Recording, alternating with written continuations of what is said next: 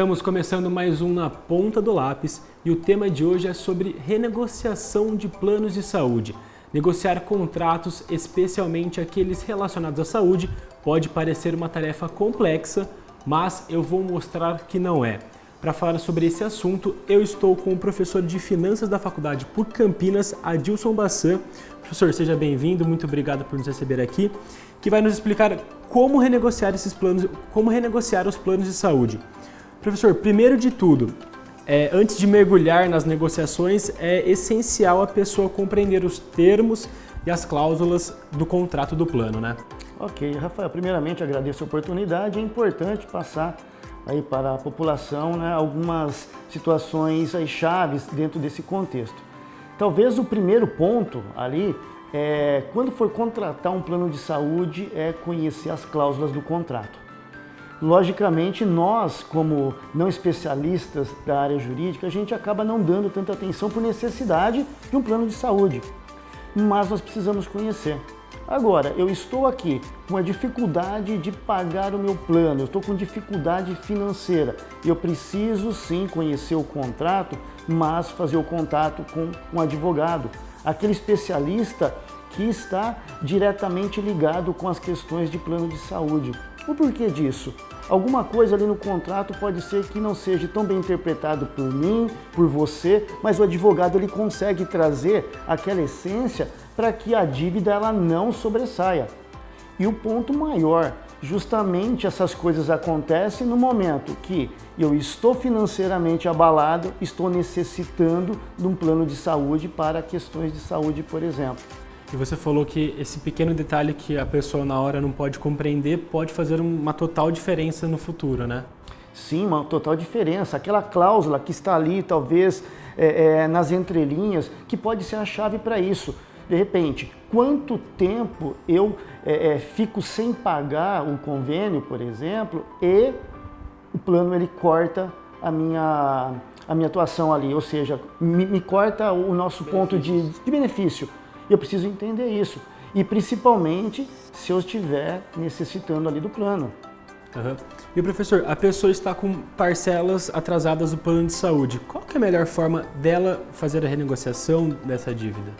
Muito bem, bela pergunta. Rafael, primeiro ponto, eu preciso mergulhar nas minhas finanças, me conhecer. Preciso conhecer muito bem em que momento que eu estou, que circunstâncias que eu estou. Estou devendo, preciso renegociar aquelas parcelas em atraso. Primeiramente, é interessante não esperar que o plano venha até você. Vá até o plano e manifeste esse interesse. Olha, estou com uma abertura aqui, olha, atrasei uma parcela, está indo para a segunda em atraso, por exemplo. O que você pode fazer para que eu não atrase a segunda e possa quitar essa? Cada plano é um plano, então não tem uma receita de bolo.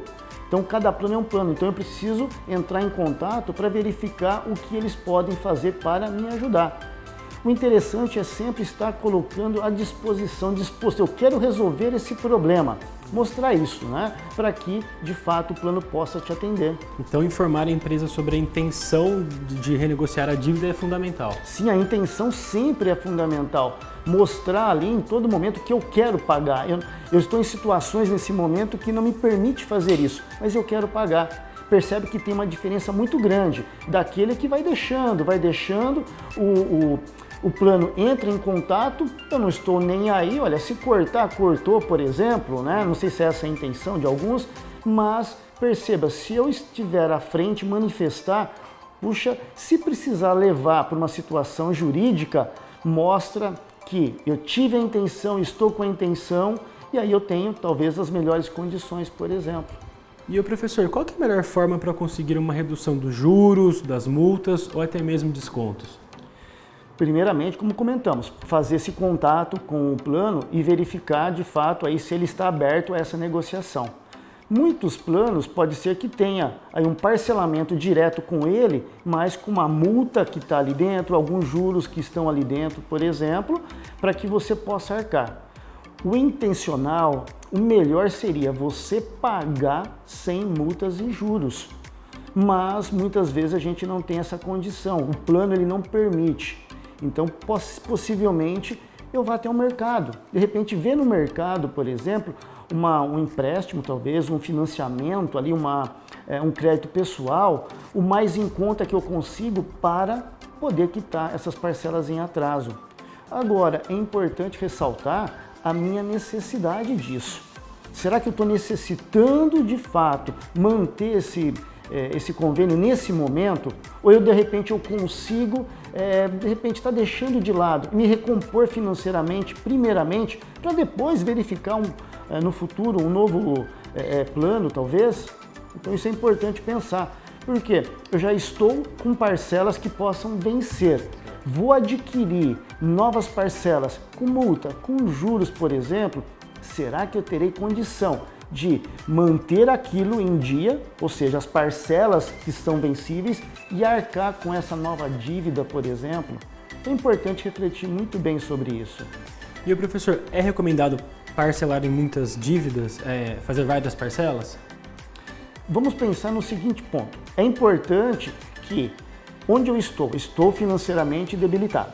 Logo, por que não parcelar no máximo possível? Puxa, mas eu acho que eu consigo fazer em 2, em 3, em 4. Mas se é permitido fazer em 12 vezes, por que não fazer e dar uma folga no seu orçamento? Dando essa folga no seu orçamento, se você se recompor financeiramente, você vai pensar em estar quitando. E por que não? Olha, paguei 3 parcelas da minha renegociação, faltam mais 5. Eu tenho esse dinheiro. Faço o contato com o plano, eu quero quitar aquilo, me dê um desconto. Então é importante sempre pensar na sua folga financeira. Não adianta você querer, por desespero, parcelar e não conseguir cumprir. Vai dando uma bola de neve, por exemplo. Igual o senhor falou no começo, é importante a pessoa sentar, ver o orçamento que você tem para ver se realmente tem condição de fazer a renegociação, de arcar com a dívida, né? Claro, vale ressaltar que com a pandemia que aconteceu, muitas pessoas tiveram aí a circunstância do seu trabalho, né? Ou seja, demissões, não conseguiu arcar com o plano de saúde e tomaram uma decisão. Logicamente, isso vai de cada pessoa, família a família, em desistir do plano para não ter aquela bola de neve financeiramente e começar daquele momento a analisar, será que eu consigo pagar um plano mais à frente? Então é importante me conhecer. Logicamente, a gente está falando de um aspecto mais geral. Cada família vai saber da sua necessidade e a necessidade, de fato, é a saúde. Eu estou em tratamento. Se eu estou em tratamento, por exemplo, e minhas parcelas estão em atraso, eu preciso movimentar o máximo para que o plano não bloqueie a minha utilização e eu possa seguir com o meu tratamento. Se eu não conseguir seguir com o tratamento e de repente vier a adoecer mais ainda, posso ter situações mais lamentáveis. E o professor, pagar as dívidas do plano com cartão de crédito é viável ou não? Porque você vai estar tendo mais juros ainda, né? Exato. E aí a gente começa a refletir. Não é tão aconselhado fazer isso, mas muitos planos eles aceitam. É uma forma mais rápida de você liquidar aquela dívida, ou seja, renegociar aquela dívida. Mais uma vez a gente tem que pensar na sua necessidade. Eu estou em tratamento? Se eu estou em tratamento, eu não posso sair daquele tratamento, talvez uma alternativa é o cartão de crédito. E aí eu vou parcelar em 10, 12 vezes, por exemplo. É uma forma mais rápida, porque aquilo vai estar já vinculado com o financeiro do próprio plano. Logicamente, se eu for analisar qual o juro do cartão de crédito, eu consigo um juro num crédito bancário, por exemplo, com juro menor? Faço essa análise, se for o caso, eu vou ver a necessidade que eu tenho com juros menor para poder estar quitando o que eu tenho em atraso. E, professor, para tentar abaixar a dívida, é recomendado a pessoa trocar de plano de saúde na operadora por um plano mais baixo? Isso é viável ou não? O que seria o ideal? Sim, é muito viável e é algo bastante interessante. Não só no primeiro momento mudar de operadora, mas se eu estou renegociando aquilo que eu estou devendo, faço aí uma proposta para a operadora, peço para ela fazer o que se chama de downgrade, ou seja, diminuir o aspecto do seu próprio plano e verificar como que vai ser as parcelas futuras sem atrapalhar se eu estiver em tratamento ou não. Se eu não estou em tratamento, mas eu quero manter o plano por emergências, por exemplo, né, eu consigo estar fazendo isso e as coisas vão seguir. Faço minha negociação, diminuo o valor da minha parcela e continuo pagando a negociação junto ao plano. Mas é um ponto bastante interessante. Você, até o plano, comentar, olha, estou pensando em migrar para outra operadora porque eu não estou conseguindo, de fato, manter aqui. E tem como fazer essa migração? Sim, tem toda uma burocracia para fazer isso, né? Mas tem como ser feito, sim. E aí, de repente, abre uma brecha numa negociação melhor, por exemplo. O que vale ressaltar que a primeira reflexão sempre é qual a minha necessidade? A necessidade daquela família, por exemplo. Que muitas vezes nós estamos aí com situações de doença, desesperados, e a gente vai tentando resolver situações, até pagando juros maiores, por exemplo, para que o tratamento não venha a ser cancelado. Por isso, vamos nos remeter àquela sua primeira pergunta. Na dúvida, no desespero, não faça nada. Procure um especialista da área. Um advogado vai te auxiliar com isso, com certeza. E o professor estava vendo que, segundo os dados da Associação Brasileira de Planos de Saúde, neste ano de 2024, os planos de saúde estão mais caros. Podem ter um aumento de quase 9%. E por isso que é necessário as famílias, a população estar com as contas em dias para arcar certinho com o plano de saúde, né, professor? Exato. E a gente começa a remeter, olha, não só plano de saúde, a gente tem vários elementos que têm o seu aumento. Se nós pegarmos aí desde a pandemia, teve aumento, né, consistente no plano de saúde pela utilização do próprio plano. E nós precisamos estar bastante ciente nisso também. O plano aumenta por procura. Se um grande coletivo, por exemplo, busca o profissional da área médica, busca fazer exame por necessidade e não por simplesmente, olha, eu estou indo ali, estou fazendo um determinado exame por fazer, por exemplo, as coisas podem ter um impacto menor. Então nós precisamos sim ter e conhecer as nossas finanças e esperar sempre que o aumento ele vem. Não só de plano de saúde, principalmente medicamento, que tem aí o seu aumento pelo menos uma vez no ano, né? Então nós precisamos estar bem financeiramente, sim.